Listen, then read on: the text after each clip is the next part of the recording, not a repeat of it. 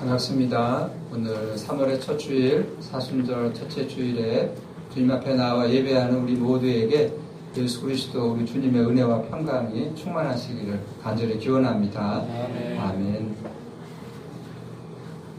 오늘 설교 본문 로마서 5장 12절로 19절의 말씀을 우리가 함께 들었습니다. 바울은 이 본문에서 아담과 예수님을 대비하는 방식으로 복음의 본질을 설명하고 있습니다. 바울이 말하고자 하는 핵심 다음과 같습니다. 인류의 조상인 아담, 죄를 범함으로써 후손들이 죄의 지배를 받게 되었습니다. 반면에 예수님의 의로운 행위로 인류는 의롭다는 인정을 받게 되었습니다. 아담이 죄를 범함으로 그 죄의 결과는 죽음이었고요. 의롭다고 인정받음으로써 생명을 얻게 되었습니다. 로마서 5장 18절의 말씀을 들어보십시오. 그런즉 한 범죄로 많은 사람이 정죄에 이른 것 같이 한 의로운 행위로 말미암아 많은 사람이 의롭다 하심을 받아 생명에 이르렀느니라. 이어지는 19절 말씀은 18절 같은 내용의 말씀을 이 단어를 바꾸어서 표현을 달리하고 있습니다. 18절의 범죄는 19절에서는 불순종으로 나오고 있고요. 18절의 의로운 행위는 19절에서는 순종으로 나오고 있습니다. 18절 말씀입니다. 한 사람이 순종하지 아니함으로 많은 사람이 죄인된 것 같이 한 사람이 순종하심으로 많은 사람이 의인이 되리라. 18절에서는 범죄함으로 정죄에 이르렀다는 거죠. 19절에서는 그 범죄가 이제 불순종으로 나오고 있고 19절에서는 의로운 행위 또 순종 그렇게 나오고 있습니다. 18절과 19절에서 한 사람은 하나님에게 순종하지 아니함으로 이제 범죄를 저질렀고 다른 한 사람은 하나님에게 순종함으로 의롭다 인정을 받았습니다. 이 앞에 나온 사람은 아담이죠. 이 아담은 구약성경 창세기에 나오는 첫사람이죠. 인류의 조상을 가리킵니다. 아담은 하나님이 만드신 이 에덴 동산에서 하와와 살고 있었는데 하나님은 아담에게 이 선악을 알게 하는 나무의 열매를 먹지 말라 말씀하셨고요. 그 열매를 먹는 날에는 죽는다, 반드시 죽는다라고 하셨습니다. 인간에게 자유의지를 허락하신 거죠, 하나님이. 선악을 알게 하는 나무 열매 먹을 수도 있고 먹지 않을 수도 있는 그 자유의지를 허락하신 것입니다. 아담과 하와가 그 나무의 열매를 결국 따먹었다는 이야기가 창세기 3장에 나오고 있어요. 하나님의 말씀에 순종하지 않은 것인데 바울은 이 아담이 그 선악을 알게 하는 나무를 먹는 그 행위 자체를 불순종으로 보았습니다. 죄라고 보았죠. 이로 인해서 인간은 죽음의 운명을 피할 수 없게 되었다 이야기합니다. 그 사실을 바울은 이 오늘 본문 12절에서 정확하게 언급하고 있습니다. 어떤 사람들은 이 아담과 이 선악을 알게 하는 나무 이런 이야기를 신화에 불과하다고 생각을 합니다. 물론 표현 방식은 신화적으로 표현되어 있지만 이 이야기의 메시지는 매우 심층적입니다. 근원적인 어떤 진실을 담고 있다는 거예요. 아담 이야기에는 두 가지 질문이 따라다닙니다. 첫째 질문은 인간은 왜 죽는가? 다른 하나는 인간은 왜 악을 행하는가? 왜 죄를 짓는가?입니다. 이 질문, 이 두 가지 질문 지금도 유효하죠. 인류가 지구에서 사라지기 전까지는 이 두 가지 질문은 없어지지 않을 것입니다. 현대 문명은 이 성경에 기록되던 당시의 그 문명보다 훨씬 비약적으로 발전했죠. 수명도 많이 늘었고 또 복지도 많이 향상되었습니다. 그렇지만 변하지 않는 사실 하나 있습니다. 인간은 죽는다는 것이고 인류의 이 역사 안에는 이 악과 죄가 여전히 사라지지 않는다는 사실입니다. 이런 두 가지 질문에 대해서 이 아담 이야기는 이 궁극적인 이 질문에 대한 대답을 주고 있습니다. 왜 인간은 죽는가? 인간은 왜 죽는가? 죄 때문이다. 여기서 죄는 단순히 부도덕한 것, 또 파렴치한 것을 의미하지 않습니다. 생명으로부터의 단절, 생명의 주인이신 그 하나님으로부터 끊어졌다, 단절되었다는 거예요. 생각해 보십시오. 사람이 아주 작은 밀폐된 공간에 있는 상황과 비슷한 거죠. 그 밀폐된 아주 작은 공간에 있다 보면 언젠가는 산소가 없어지기 때문에 사람은 죽게 되어 있습니다. 생명으로부터 단절되면, 끊어지면 죽는다는 거예요. 인간은 왜 악을 행하고 왜 죄를 짓게 되는가? 오늘 창세기 3장에도 나와 있지만 그 선악을 알게 하는 나무를 보니까 먹음직도 하고 보암직도 하고 먹기에 탐스럽기도 하다라고 하면서 이 인간이 하나님처럼 되고 싶어하는, 선악을 알고 싶어하는, 그래서 이게 자기 자신이 모든 것을 주관하고자 하는 그런 끊임없이 높아지려고 하는 이 욕망 때문이다. 하나님처럼 되고 싶다는, 선악을 알고 싶다라고 하는 이 욕망이 이 죄를 짓게 하는 거죠. 그래서 모두 인간은 다 이런 욕망에 떨어져 있기 때문에 죽음에서 벗어날 수가 없는 것입니다. 겉으로 살아있다고 해서 그것이 실제로 살아있는 것은 아닙니다.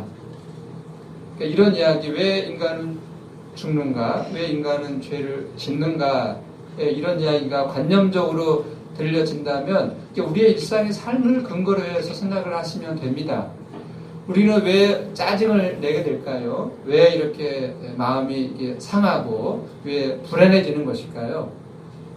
그 이유는 뭐 개인에 따라서 다를 수 있겠습니다만, 그래서 일반화하기는 어렵지만 누구나 다 인정하는 것은 자신이 인정받지 못한다는 그 이유 때문에, 이것이 핵심 이유에서 이게 불안해하고 또 짜증이 나고 또 속이 상하는 그런 일들이 벌어집니다.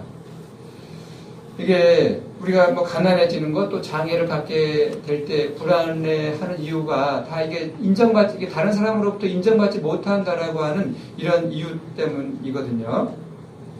몽골의 유목민들, 또 시베리아의 주민들, 이게 전체적으로 사회가 가난한 사람들은요, 이 가난이 불행의 원인이 아닙니다. 이 가난하기 때문에 뭐 인정받지 못하는 일은 일어나지 않기 때문입니다. 업신여김을 받는다는 것, 그런 일들 가난 때문에 일어나지 않아요. 전체적으로 가난하기 때문에.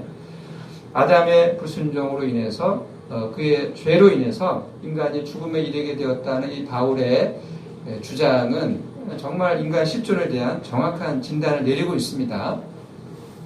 바울이 주목하는 인물은 아담이 아니라 두 번째 사람, 예수님입니다. 바울의 관심은 예수님에게 있는 거예요. 아담을 통해서 죄와 죽음이 인류의 운명에 들어왔다면 예수님을 통해서 의와 생명이 인류의 운명을 결정하게 되었습니다. 아담은 불순종의 대표자이고 예수님은 순종의 대표자입니다. 아담으로 인해서 인류는 죽을 수밖에 없었지만 예수님으로 인해서 우리는 생명을 얻게 되었습니다. 바울의 관심은 예수님에게 있는 거예요. 아담은 예수님을 이야기하기 위해서 하나의 예표로 언급될 뿐입니다. 예수님에게 어떤 일이 일어났는가에 대해서 바울은 특별한 단어를 사용을 해서 설명을 하고 있는데, 의라고 하는 것, 우리 한자어로는 오를 의겠죠. 의라는 이 용어를 사용해서 예수님에게 일어난 그 사건이 왜 의가 되는가를 설명하고 있습니다. 18절과 19절에 그 의에 대한 개념이 다 나오고 있는데 한 절 한 절씩 따라가 보도록 하겠습니다. 18절은 이렇습니다. 한 의로운 행위로 말미암아 많은 사람이 의롭다 하심을 받아 생명에 이르렀느니라. 이게 예수님의 행위, 예수님의 행위가 의롭다고 하는 거예요. 예수님의 행위가 의로운데, 예수님의 행위가 의롭다는 말은 하나님에게 인정받았다는 뜻입니다. 예수님의 행위가 구체적으로 어떤 거죠? 십자가 죽음입니다. 당시 대다수 사람들이 예수님의 십자가 죽음을 하나님으로부터 버림받은 사건이라고 이해를 했어요. 왜냐하면 십자가 죽음은 율법을 부정했기 때문에 발생한 사건이었기 때문입니다. 예수님이 십자가에 달려 돌아가시는 그 과정에서 가장 결정적인 역할을 한 사람들이 바리새인들, 또 제사장들, 서기관들이었죠. 이 사람들은 율법이야말로 하나님의 의에 이르는 길이다라고 믿고 가르쳤고 그렇게 살았거든요.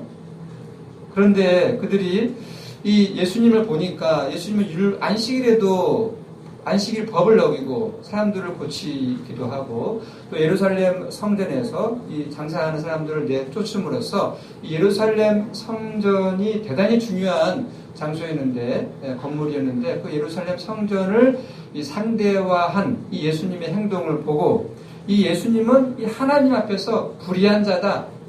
그래서 신성 모독죄로 고발했어요.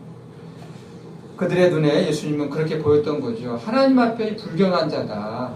하나님을 모독하는 자다라고 해서 고발을 했는데 그러나 바울은 예수님의 행위를 즉 예수님 존재 자체를 의롭다라고 여겼을 뿐만이 아니라 예수님의 의로운 행위로 말미암아 모든 사람들이 의롭다 인정을 받게 되었고 생명에 이르게 되었다. 그렇게 주장하고 있습니다. 유대인들이 이런 바울의 주장을 들었다면 당연히 말도 안 되는 소리다라고 했을 거예요.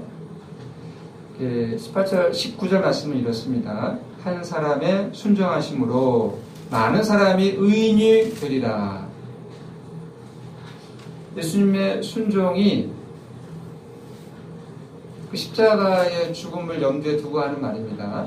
예수님의 순종이 하나님의 의가 되었을 뿐만 아니라 이를 통해서 많은 사람이 이 우리나라 개정 성경에는 많은 사람이라고 번역이 되어 있습니다만은 그 모든 사람으로 번역하는 것이 정확하다라고 하는 그런 신학자들의 주장이 있습니다.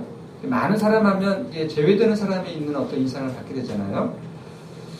이 예수님의 순종 하나님의 의가 되었고 그 하나님의 의를 통해서 모든 사람들이 의인이 되었다는 것인데 정말 대단한 주장이고 과감한 주장입니다. 유대인들이나 다른 사람들에게는 이게 설득력이 없는 이야기로 들릴지 모르겠습니다. 바울이 이렇게 주장하는 근거는 당연히 예수님의 부활입니다. 예수님의 부활은 하나님이 이 십자가에서 죽은 이 예수님 옳다는 거예요. 맞다는 거예요. 그게 모든 사람들은 다 실패한 인간이고 하나님의 나라를 선포했지만 알고 보니까 십자가에서 죽은 거 보니까 이거 하나님으로부터 저주받은 인간이었네. 그런 사람이었네. 하나님 앞에 불의한 사람이었네. 그게 이제 다 세상에 드러난 사건이 십자가 사건이거든요. 그런데 하나님은 그 십자가의 사건이야말로 그 십자가에 죽은 예수님이야말로 옳다, 맞다 인정하는 사건이 예수님의 부활 사건이거든요. 바울은 그렇게 이야기하는 겁니다. 그래서 우리가 이제 예수님의 부활이 뭔지를 충분하게 우리가 이해해야 이 바울의 주장을 우리가 이해할 수 있는데 오늘 이 시간에 부활 사건, 부활 자체를 이야기하는 그런 시간은 아니니까 간단하게만 예수님의 부활을 언급하겠습니다. 예수님의 부활은 십자가의 처형당해 죽어 무덤에 장사되었던 예수님을 제자들이 살아있는 자로 경험한 사건입니다. 죽었는데, 그래서 무덤에 장사되었는데 그 죽은 예수님을 살아있는 자로 경험한 사건이 예수님의 부활 사건이거든요. 예수님을 통해서 제자들은 하나님의 생명, 그 궁극적인 생명을 경험했다는 뜻입니다. 그 생명 경험이 바로 의롭다, 인정받는 것과 같은 겁니다. 의와 생명은 똑같은 의미입니다. 의의 반대는 죄이고 또 생명의 반대는 죽음이잖아요. 아담으로 인해서 죄와 죽음이 인류의 숙명이 되었다면 예수님으로 인해서 의와 생명이 인류의 미래가 된 것입니다. 지금 바울과 대립하고 있는 유대인들은 율법을 통해서 의를 얻고 생명을 얻는다 그렇게 믿었거든요. 그런데 바울은 예수님을 믿음으로만 의를 얻게 되고 의를 얻어야 생명을 얻는다 그렇게 주장하고 있는 겁니다. 왜냐하면 율법이 아무리 거룩하고 아무리 고귀한 가치를 갖고 있다 하더라도 율법은 죄를 깨닫게는 하지만은 율법이 의를 이루게 하고 생명을 주는 것은 아니기 때문입니다. 많은 사람이 의롭다 하심을 받아 생명에 이르렀다라는 이 바울의 말이 실질적으로 무슨 뜻인지 생각을 해 보십시오. 의롭다 하심을 얻는다. 의롭다는 것은 하나님이 인정한다는 거예요. 하나님이 인정한다는 것을 의롭다고 인정을 받는다. 그렇게 표현을 합니다. 유대인들은 하나님으로부터 인정받는 유일한 길이 무엇이라고 생각했습니까? 예, 당연히 율법을 잘 지킴으로 말미암아 하나님이 우리를 인정하고 그래야 생명을 얻는다. 그렇게 믿었습니다. 율법은 도덕, 법규와 실정법, 관습, 전통 등등 모든 것을 다 가리킵니다. 인간이 같이 살아가잖아요. 이 인간 사회를 원만하게 질서 있게 작동하게끔 하는 모든 것들이 다 율법입니다. 지금 우리도 다 율법 아래서 살고 있잖아요. 법이 있어야 되잖아요. 법이 있어야 이 사회가 또 그래도 질서 있게 돌아갑니다. 평생 율법으로 산다고 해도 과언이 아닙니다. 문제는 이것이죠. 율법적으로 우리가 아무리 모범적인 사람으로, 율법에 충실한 사람으로, 모범적인 사람으로 살아간다고 하더라도 그 율법을 우리가 완벽하게 실천할 수 없다는 것. 이게 문제입니다. 율법에 집중하면 집중할수록, 치중하면 치중할수록 그 율법을 지키지 못한다는 것이 드러나는 거잖아요. 드러나잖아요. 정말 율법을, 법을 잘, 신호 하나하나, 밤중에 사람이 있든 없든 그 신호를 잘 지키겠다고 하면 할수록 지키지 못하는 우리 자신이 이렇게 분명하게 드러나기 때문에 율법의 노예가 되는 거죠. 학교에서 공부 잘하는 그 학생들은요, 공부를 잘해야 한다는 그 압박감이 있거든요. 그런 압박감에서 공부할 때 물론 성적은 잘 나올 수 있지만은 그것이 정말 인간답게 살아가는 그런 길은 아니거든요. 생명이 충만하게 살아가는 길은 아니거든요. 율법의 지배를 받으면 받을수록 인간은 생명 충만하게 살아갈 수가 없어요. 바울은 전혀 새로운 차원의 의를 말합니다. 우리의 노력으로 의를 얻는 것이 아니라 하나님으로부터 의롭다고 인정을 받는 이 전혀 새로운 의를 바울은 이야기합니다. 하나님의 의를 통해서 뭔가를 자신이 이게 성취하겠다라고 하는 이 압박감, 이 강박감에서 삶의 자유를 얻게 되는 거죠. 하나님의 의를 통해서. 비유적으로 말하면 이런 것입니다. 홍수가 났습니다. 홍수에 이제 많은 사람들이 떠내려가는데 두 사람이 있다고 생각을 해보십시오. 한 사람은 수영을 잘합니다. 그래서 열심히 이제 수영을 하는데 이 물살이 너무나 강하기 때문에 홍수에서 벗어나지를 못하는 사람이 있고 다른 한 사람은 수영을 못합니다. 그러나 구명조끼를 입고 있기 때문에 별로 힘들이지 않고 그 홍수에서 벗어날 수가 있는 거예요. 그러니까 자기 자신이 노력해서 의를 얻는가 아니면 하나님의 노력으로 그 의를 하나님이 주시는 그 의를 선물로 받고 살아가는가 이 차이가 있는 겁니다. 믿음으로 의롭다 인정받는 이 기독교의 중심을 우리 기독교인들이라고 한다면 다 이해하고 다 알고 있습니다만은 이 가르침이 무엇인지 실제로 알고 또 이 가르침을 우리 삶의 능력으로 경험하며 살아가는 기독교인들도 또 그리 많지는 않습니다. 우리가 하나님에게서 의롭다고 인정받았다는 말을 성도님들은 어떻게 받아들이며 살고 계십니까? 정말로 의로워진 사람으로 살고 계십니까? 정말 의로 말미암아 내가 생명을 얻은 의인으로 지금 살고 계십니까? 그런 삶을 자신 있게 정말 다른 사람들에게 설명하고 증언할 수 있으신지요?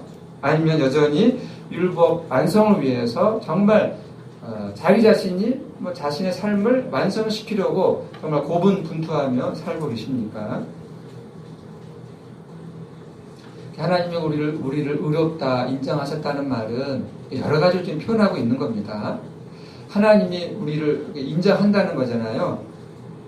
우리가 죄가 없다. 우리에게 죄가 없다는 것을 인정하는 거예요. 이게 하나님의 의입니다. 우리를 하나님이 보실 때에 죄가 없어 너는 정죄받을 필요가 없어. 세상에 살면서 많은 사람들이 너를 정죄하고 너를 비판하고 뭐 사람이 뭐 졌다이야 라고 뭐 평가절하하고 한다 하더라도 최고의 심판자이신 하나님은 우리를 너 죄 없어 라고 인정한다는 것이 우리를 의롭다고 인정한다는 그런 말의 뜻입니다. 죄가 없다면 당연히 생명을 얻는다는 것은 논리적으로 맞는 거죠. 죄가 있으면 생명으로부터 멀어져서 죽음에 이를 수밖에 없지만 죄가 없다면 생명을 얻는다는 이것은 뭐 논리적으로 맞는 말입니다. 따라서 우리가 하나님이 우리를 의롭다 인정하셨다는 말은 우리에게 생명을 허락하셨다는 거예요. 너 죄가 없어. 너에게는 생명이 있어. 이게 연결되는 겁니다.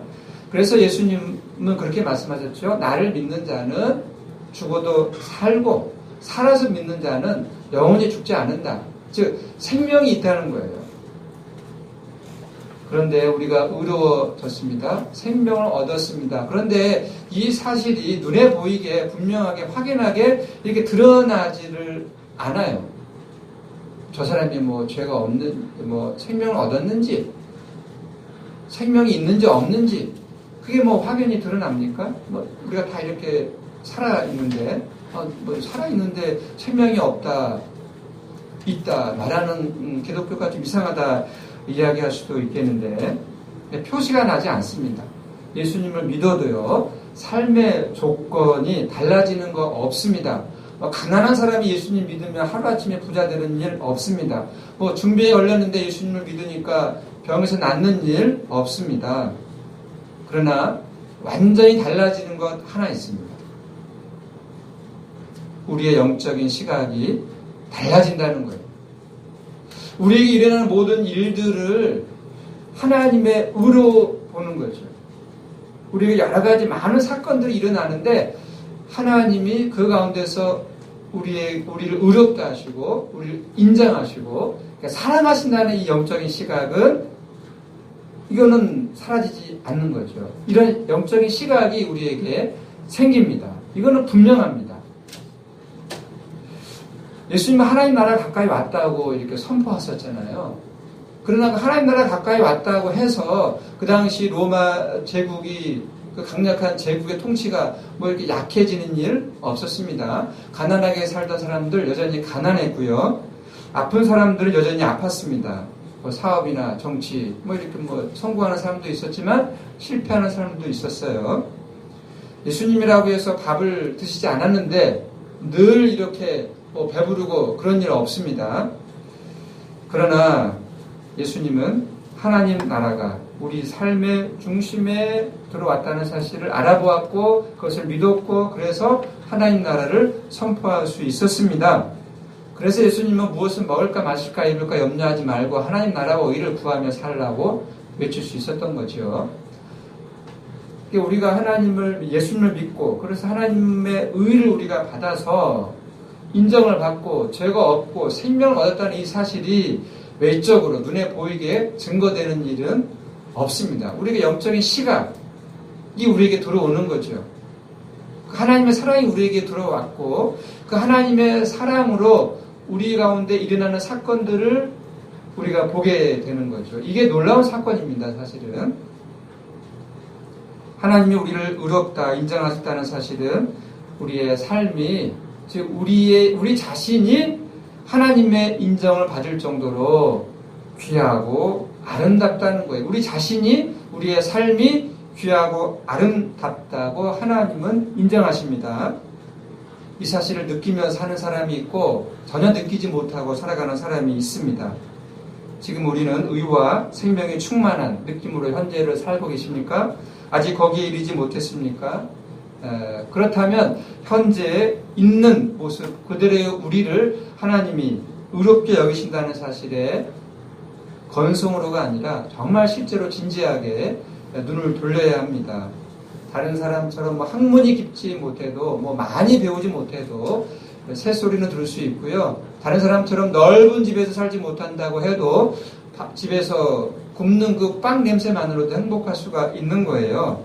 실수가 많아도 자비를 베푸시는 하나님께 우리가 기도할 수 있잖아요. 우리의 삶, 우리의 고유한 인격은 하나님 보시기에 훌륭합니다. 하나님은 우리를 그렇게 보고 계세요.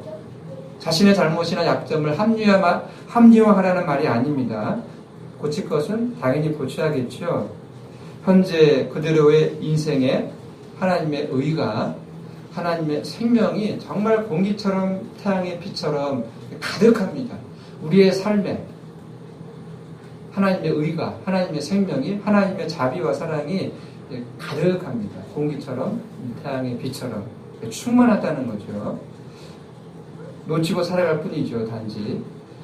요즘 코로나19로 인해서 우리나라 안팎이 소란스럽죠. 초기에는 잘 막았는데 신천지와 관련해서 이 확진자와 또 사망자가 폭발적으로 늘어나고 있는 추세입니다. 우리가 힘을 합해서 이 어려움을 잘 이겨내야 되겠죠. 왜 제때 그 중국에서 입국하는 사람들을 막지 못했는가? 정부를 비난하는 또 개인들도 있고요. 또 정치 집단이나 또 언론들도 많이 있습니다. 정당한 비판이나 문제 제기도 있지만 비난을 위한 비난도 없지 않아 있습니다. 분명한 사실은 이런 어려운 상황에서도 하나님의 의, 하나님의 생명은 여전히 빛난다는 것입니다. 이 방역과 치료를 위해서 정말로 지금 애쓰고 헌신하는 의료진들이 있고요. 필요한 사람들에게 마스크와 또 선물을 전달하는 사람들이 있습니다. 서로서로 이 어려운 상황이지만은 서로서로 따뜻한 말을 주고받는 사람들이 있겠죠. 우리가 알지 못하는 곳에서 정말 빛을 내는 사람들이 있습니다.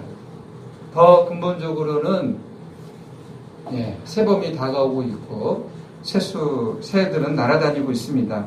우리 삶에는 그러나 여전히 빛이 아니라 어둠처럼 보이는 영역들도 많이 있죠.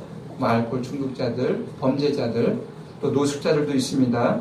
조금 다른 차원에서 호스피스에서 죽음을 기다리는 사람도 있고요. 장애 아이를 둔 부모들도 있습니다. 여기서도 우리는 하나님의 즉 하나님의 생명을 붙들 수 있고 붙들어야 하는 거죠. 그 순간을 찾아낼 줄 아는 사람들이 바로 기독교인들이고 그것이 바로 기독교 영성 아니겠습니까? 사랑하는 성도 여러분, 우리 기독교인들은요, 하나님이 예수 그리스도를 통해서 우리를 포함한 세상의 모든 사람들을 다 의롭다고 인정한다는 사실, 그것을 믿는 사람들입니다. 우리 기독교인들은. 그러므로 우리가 살아갈 때 정말 다양한 사건을 만나게 될 것이고 다양한 어떤 상황에 놓이게 될 것인데 하나님이 우리를 의롭다고 인정하시고 생명을 허락하시고 하나님의 사랑이 우리의 삶 가운데 충만하도록 지금 넘치고 있기 때문에 어떤 상황에서도 어떤 조건에서도 두려워하지 마시고 걱정하지 마시고 하나님의 하나님의 생명을 찬양하면서 살아가시기를 간절히 바라겠습니다. 아멘. 기도하겠습니다. 하나님, 코로나로 인해서 불안과 어려움이 많은 이때에 바울을 통해서 주님의 귀한 말씀, 복음의 말씀을 전해 들었습니다. 우리가 어떤 상황에서도 두려워하지 않고 살아갈 수 있는 이유, 예수님을 통해서 우리가 죄에서 의로, 죽음에서 생명으로 존재 자체가 바뀌었기 때문입니다. 예수님을 통해서 우리는 하나님의 자비와 사랑을 알게 되었고 하나님의 사랑과 자비가 지금 여기 우리와 함께 하신다는 사실을 보게 되었습니다. 이 사실을 우리의 삶에서 실질적으로 경험하며 살아가도록 성령이여 우리를 붙잡아 주시옵소서. 예수님의 이름으로 기도드립니다. 아멘.